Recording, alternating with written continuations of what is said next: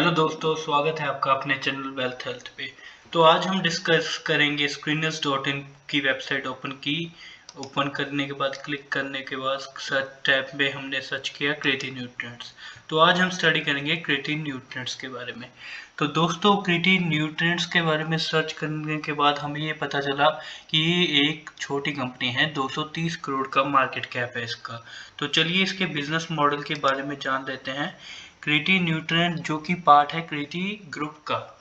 तो ये company basically engage किस में है, सोयाबीन की प्रोसेसिंग में।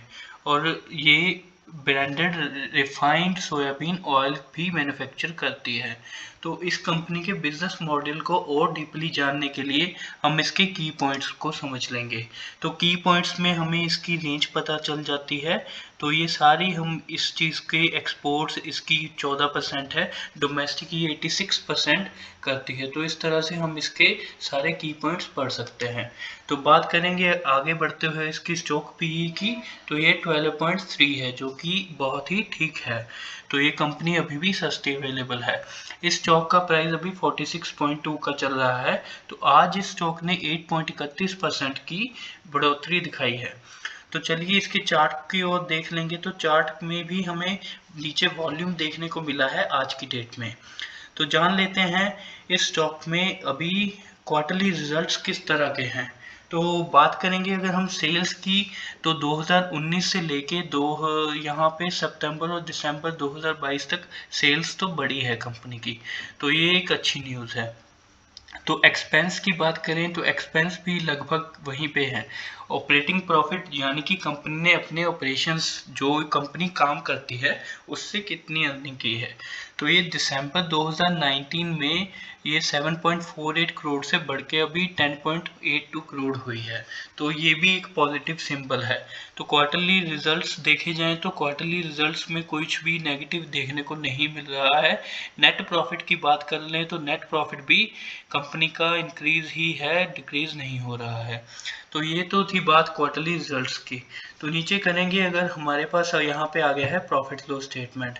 तो बात करेंगे कंपनी की सेल्स की।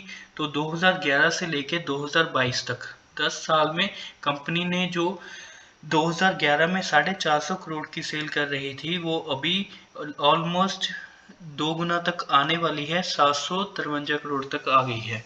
तो ये सेल्स के माध्यम में देखें तो सेल्स भी बढ़िया हो रही है कंपनी की।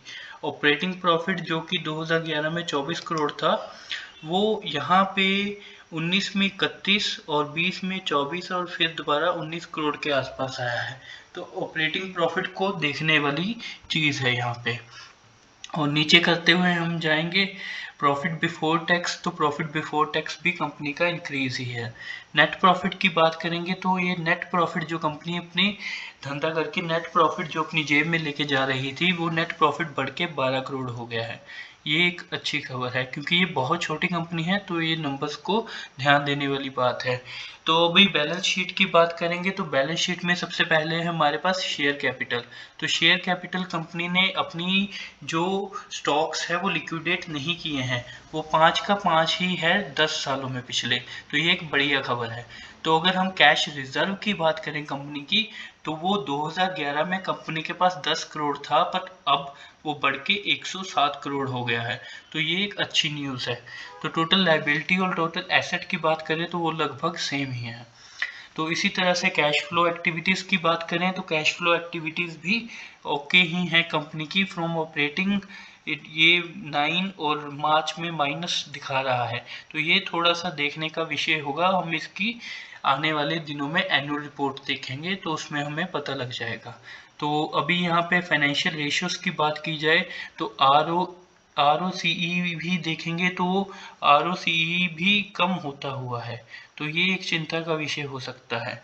तो हमें यहाँ पे एक ROCE का भी देखने को मिला कि वो कम हो रहा है साल बाय साल। तो ये इस तरह से हम इस कंपनी को एनालाइज किया तो हमें मोटा मोटी ये पता लग गया कि अभी इस कंपनी में निवेश करना तो रुकना होगा और डेप्थ में स्टडी करना पड़ेगा। तो इसके और डेप्थ में स्टडी करेंगे हम इसके डॉक्यूमेंट से। तो फाइनेंशियल रिपोर्ट यहाँ पे हम क्लिक करके इसकी फाइनेंशियल रिपोर्ट देख सकते हैं।